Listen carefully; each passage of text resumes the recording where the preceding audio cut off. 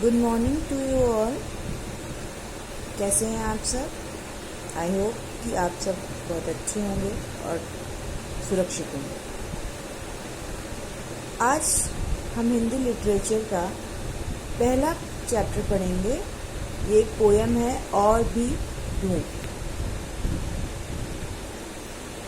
इसके लेखक, इसके रचयिता श्री रामावतार त्यागी जी हैं। और ये जो हमारी पोयम है, इसमें ये बताया गया है कि जो माँ है हमारी और मातृभूमि जो होती है, वो दोनों स्वर्ग से भी ज़्यादा बढ़कर है। यानी कि हमारे लिए इनसे ज़्यादा इम्पोर्टेंट कुछ और नहीं होना चाहिए। इनका जो हमारे ऊपर ऋण होता है, ऋण का मतलब ये कि जो वो हमारे लिए करती हैं, हमारी मातृभूमि और हमारी माता है, उसको हम कभी भी उससे उड़न नहीं हो सकते। यानी कि उसे हम कभी भी चुका नहीं सकते, उसे हम कभी उन्हें वापस नहीं कर सकते। और वे लोग जो अपनी मातृभूमि के लिए कुछ भी करते हैं, वो बहुत सौभाग्यशाली होते हैं। और इस कविता में कवि यह बताना चाहता है कि वो सब कुछ दे रहा है अपनी मातृभूमि को, अपना सब कुछ निछावर करना चाहता है उसके ऊपर, लेकिन तब भी वो सब अपने आप में संतुष्टि नहीं रखता है।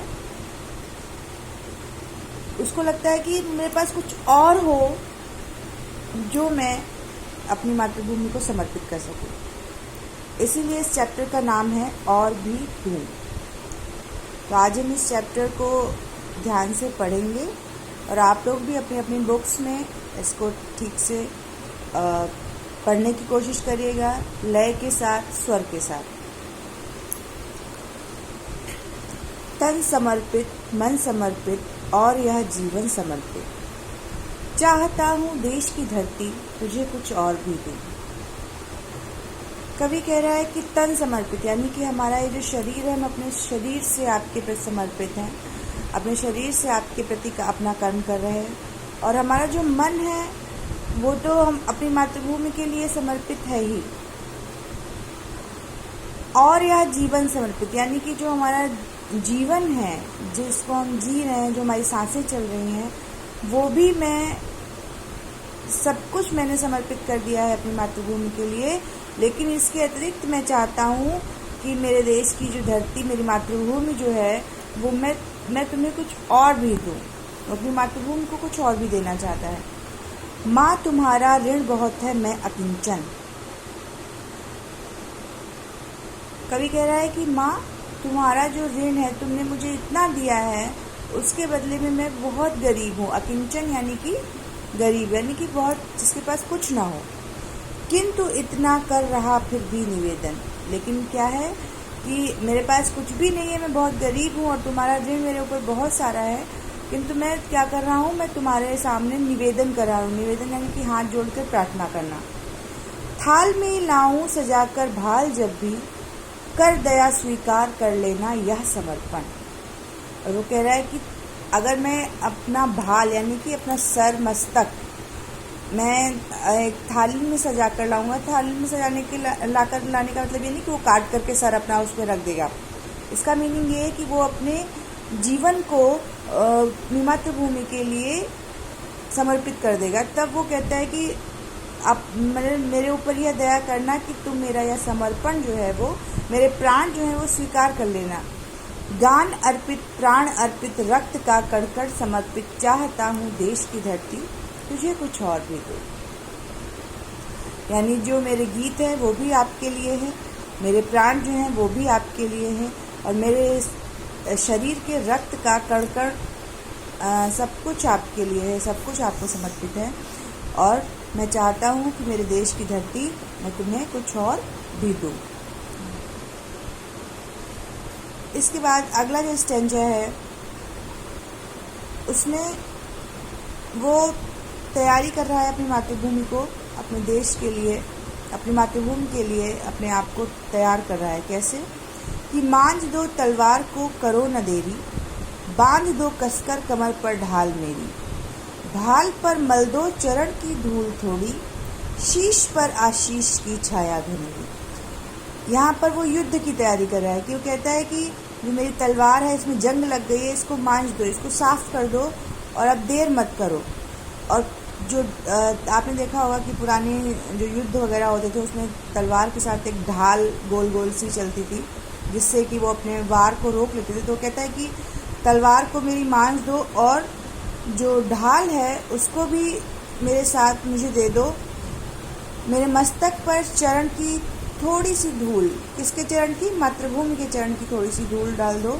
भाल पर मल दो चरण की धूल थोड़ी, और शीश पर आशीष की छाया घनेरी।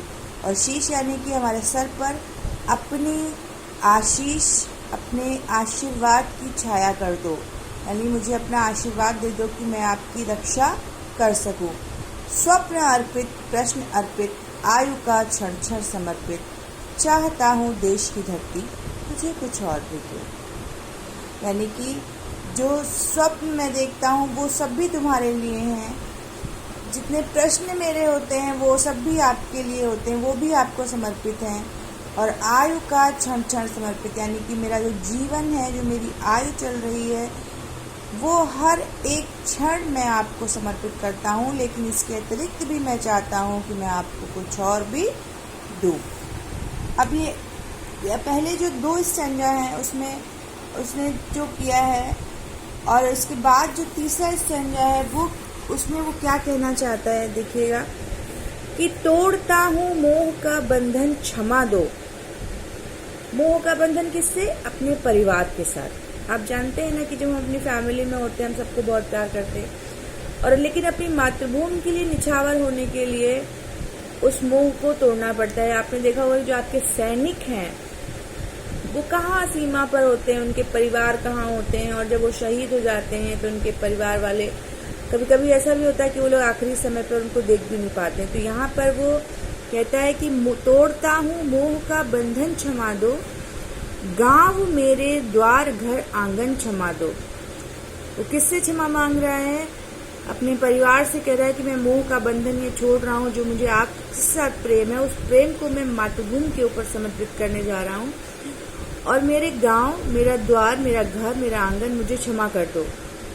आज सीधे हाथ में तलवार दे दो और बाएं हाथ में ध्वज को थमा दो। यानी कि उसका जो राइट हैंड है वो कहता है कि मुझे उसमें तलवार दे दो, और जो दूसरा लेफ्ट हैंड है उसमें क्या करना चाहता है? देश के तिरंगे को थामना चाहता है, देश के ध्वज को थामना चाहता है। सुमन अर्पित, चमन अर्पित, नीड़ का तड़तड़ समर्पित, चाहता हूँ देश की धरती तुझे कुछ और भी दो। सुमन यानी कि फूल, कहता है कि आपके चरणों में सारे फूल अर्पित हैं। चमन, पूरा जो बागीचा होता है उसको चमन बोलते हैं, चमन अर्पित। नीड़ का तड़तड़ समर्पित, यानी कि जो नीड़ का मतलब घोंसला, यहाँ पर नीड़ का मतलब उसके घर से है कि उसके जो घर का एक एक तिनका है। यानी आपको पता है ना कि पहले फूस वगैरह के छप्पर बना के घर बनाया, तो वो कहता है कि जो हमारा घर है उसका हर एक चीज, हर एक तिनका तक आपको समर्पित है। लेकिन इसके अतिरिक्त भी मैं चाहता हूँ मेरे देश की धरती कि मैं तुझे कुछ और भी दूँ। तो ये आपका चैप्टर यहाँ पर समाप्त हो गया है। और अगर हम एक सारांश के रूप में इसे देखें तो इसमें वो अपनी मातृभूमि के ऊपर सबको समर्पित करना चाहता है कवि, और वो ये चाहता है कि सारे बंधन, सारी चीज़ें छोड़ करके वो सिर्फ अपनी मातृभूमि के लिए अपने प्राण तक निछावर कर दे, और कुछ इसके अतिरिक्त भी अगर उसके पास कुछ और हो जाता है तो वो भी वो अपनी मातृभूमि को देना चाहता है। इसमें ज़्यादा वर्ड मीनिंग्स नहीं है। अगर आपके पास बुक है तो आप बुक में से लिख सकते हैं, वरना ये जो सारे वर्ड मीनिंग्स दिख रहे हैं ये आपको अपनी कॉपी पे कंप्लीट करने हैं। और यही आज का आपका होमवर्क होगा कि आप इस पोएम को बहुत अच्छे तरीके से पढ़ें और उसके बाद ये जो सारे वर्ड मीनिंग्स हैं इनको करें। उसके बाद मैं आपको फिर और भी बाद में जो वर्क होगा वो मैं आपको और बाद में कराऊंगी, ठीक है। तो आप ध्यान से इस पोएम को पढ़िए और जो मैंने अर्थ समझाया उसको समझने की कोशिश कीजिए। तब तक के लिए बाय बाय।